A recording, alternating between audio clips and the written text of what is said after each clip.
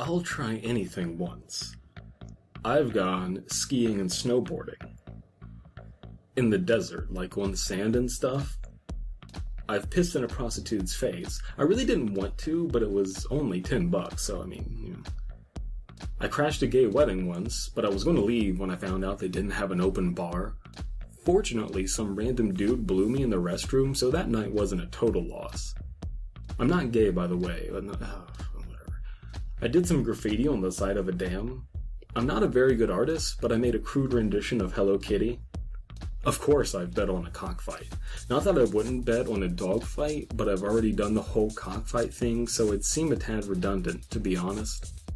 So, when a friend of mine suggested we bet on some illegal street racing, I was more than happy to tag along.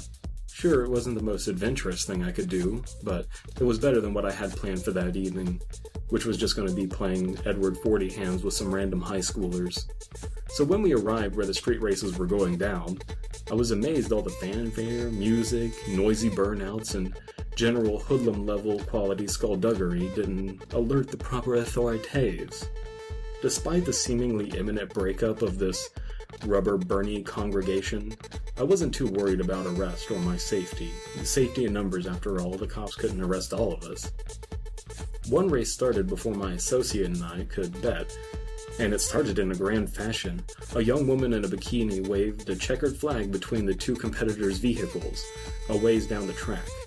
She was fine once the cars got past her, but she was temporarily enveloped in a thick gray smoke that would make Snoop Dogg's tour bus jealous.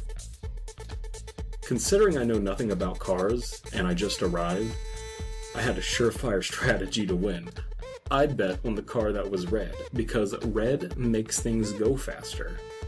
I would have bet on the car with more carburetors because carburetor is Latin for essence of car, thus the car with more of them is better, but I couldn't get a good look at the carburetor hatch on either of the cars, so... The guy I placed the bets with didn't find my jokes funny, but he was more than willing to take my money. I got bored. The situation didn't have my adrenaline going. For people concerned with speed, it took them forever to set up a race. When the woman in the bikini did finally wave the flag, the red car spun out and drifted into the woman at an almost optimal speed, sending her directly towards the evening sky. And as she flew across the sky, like a limp, dim-witted deer, I knew what would get my adrenaline going.